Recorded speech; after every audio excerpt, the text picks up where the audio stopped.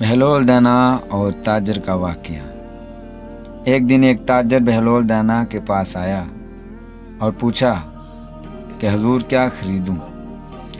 جناب بہلول دانا نے فرمایا کالا کپڑا لے لو۔ تاجر شکریہ ادا کرتے ہوئے الٹے قدموں سے چلتا ہوا واپس چلا گیا۔ جا کر اس نے علاقے میں دستیاب تمام تر سیاہ کپڑا خریدا۔ کچھ دنوں بعد کا بہت بڑے رئیس کا انتقال ہو گیا۔ رواج کے مطابق ماتمی لباس کے لیے سارا شہر سیاہ کپڑے کی تلاش میں نکل کھڑا ہوا۔ اب سارا کپڑا اس تاجر کے پاس ذخیرہ تھا۔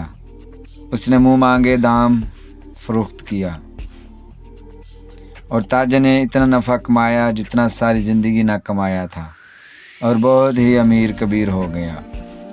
کچھ عرصہ بعد وہ گھوڑے پر سوار کہیں سے گزر رہا تھا اور جناب بہلول وہاں تشریف رکھے ہوئے تھے۔ وہیں گھوڑے پر بیٹھے بے ادبی سے بولا، اے دیوانے، اب اس بار کیا لوں؟ بہلول نے فرمایا تربوز لے لو۔ وہ تاجر بھاگا بھاگا گیا اور ساری دولت سے پورے ملک سے تربوز خریدے۔ ایک ہی ہفتے میں سب خراب ہو گئے اور وہ کوڑی کوڑی کا محتاج ہو گیا۔ اسی خستہ حالی میں گھومتے پھرتے اس کی ملاقات جناب بہلول دانا سے ہو گئی۔ تو اس نے کہا، یہ آپ نے میرے ساتھ کیا کیا؟